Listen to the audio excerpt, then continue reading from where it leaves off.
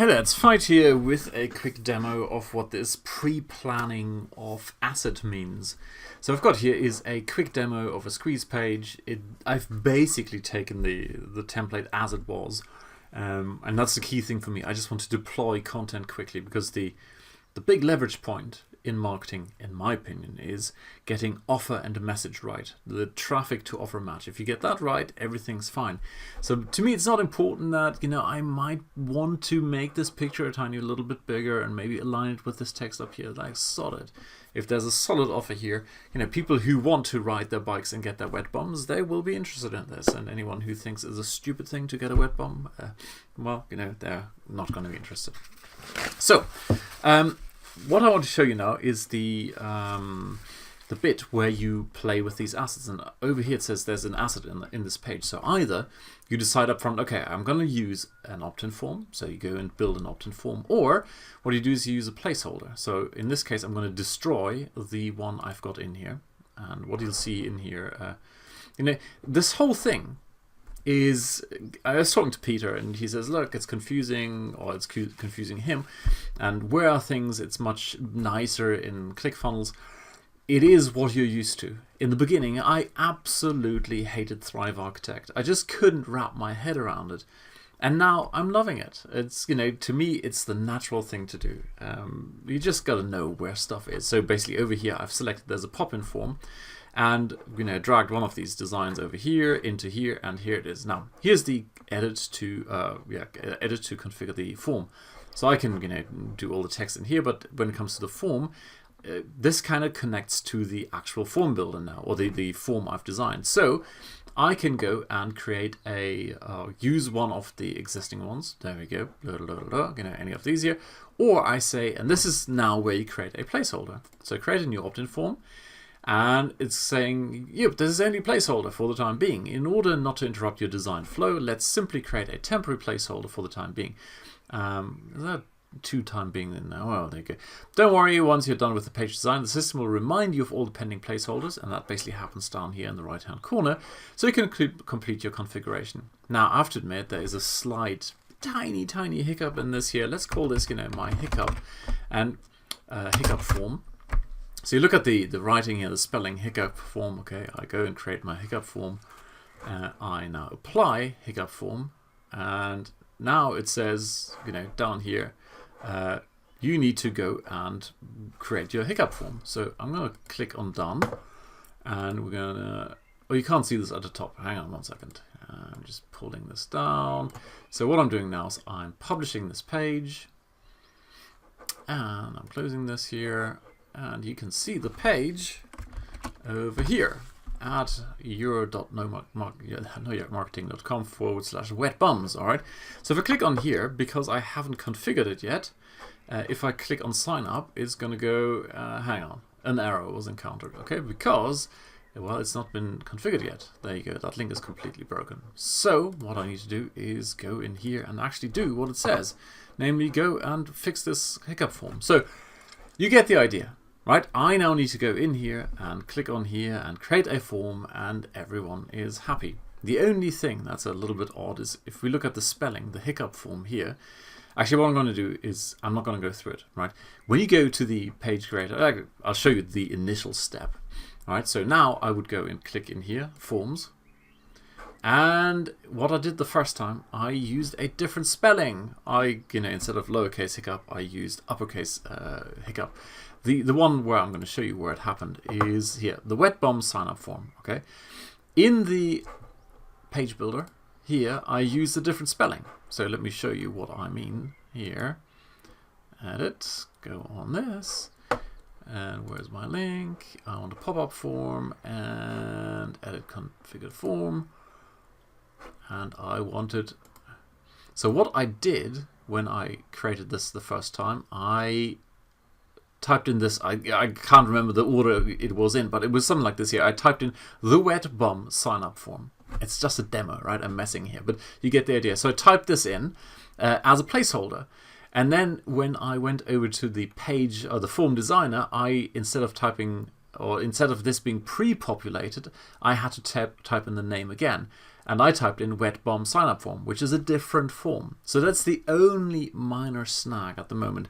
You either go in and type exactly the same thing again. So the logical thing would be that if you say I'm creating a placeholder and you now click on this thing, it should, of course, in an ideal world, go over here, and instead of you clicking on form, it should automatically click on that button there for you and say it has the same name as this. So that's the only minor thing. I'm going to bring it up with their support. They have been absolutely outstanding so far in fixing little things like this. And, I guess that's one of those things where my brain does these things on purpose just to try to break stuff. So there you go. This works for me, right? I have no issues with, hey, look, I click on here, I say, well, at the moment I don't have one, so I would like to go and create a new opt-in form. And then it just puts a placeholder in here, and then it says pending. I go over here, and then I go and actually create my form. There you go. Now I need to go back and fix this, because it was this one here. That's the one I then ended up actually creating. So if I now click on done, as you can see now here, it says that form is actually ready. Okay, now I'll go publish my page. It's at this link. I'm going to send you the link. Yeah, this link here, close, and this happens to be open. Oops, hell, no. This is not. Why Instagram is your new homepage?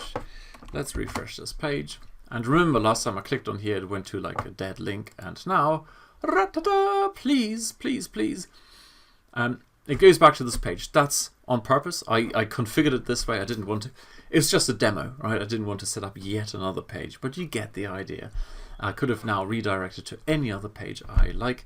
I chose to just stay on this page. Thank you very much. So there you go. That's it in terms of workflow, how this whole thing hangs together. Works for me. Peter isn't so happy. Peter would like to have a little bit more. And Peter sent me some screenshots, right, of things he's trying to do. For example, he had testimonials over here and little pictures on the side. By default, they are the same height. So if this is the height of this picture, this testimonial would be exactly the same height. And Peter would like to have a bit more control over the borders of these things. And that's all very well. That's all good. And if that's your focus, that's perfect. For me personally, and this now sounds like, ooh, look, I'm on a high horse and I know better. Not at all. It's my personal, and that's kind of how I saw, or what I saw in the email exchange with Peter. I suddenly went, bloody hell. It is so much more important for me to get the right message in front of people that I don't really care about those fine-tuning design things.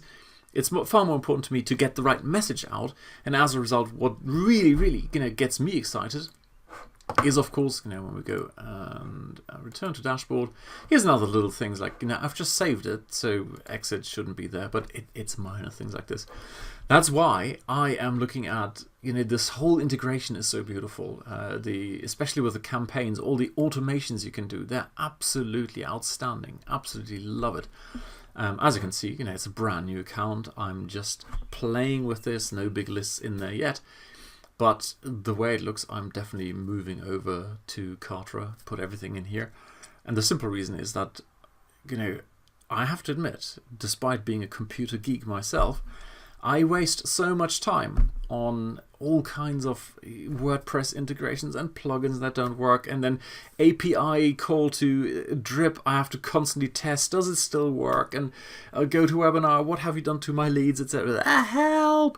Here, it's all under one hood, especially the membership site. You will remember me going nuts about DAP, and then what else did I use? Profits theme, and etc. It's like, help! Thank you very much. My memberships, it's here, it's done. If and when someone signs up, look, I think on here I created a quick. As you can see, it's all. Oh yeah, here the free sign up page to New York Marketing. As you can see, it's still a placeholder. I'm doing that. But it's super simple. In there you say, if and when someone signs up to this form, please automatically give them access to this membership, or membership level silver or gold or whatever. And that's the beauty of it. I don't have to go, right, okay, now I need to somehow figure out how to send a signal from, this drip sign up form to Zapier, from Zapier to whatever, DAP, just to get someone on there. there you go. That's it. Works for me. You have to decide for yourself if this is something that works for you. And I think more importantly, this should be a decision like, can I get something out there fairly quickly? In the sense of you have an idea for a product or you have a product. And those are the two things I mentioned in the previous email. Either you want to go and quickly test how to position your idea so you can develop a great product that resonates with the market, or you actually have a product or service and people are not jumping up and down with joy just yet, and you need to figure it out. If you're in that position, then in my opinion it's worth getting something like Kartra. If you're in a position where you go, I don't even know what market to serve and I just want to make some money online, then it's probably not for you. Alrighty, cheers, bye.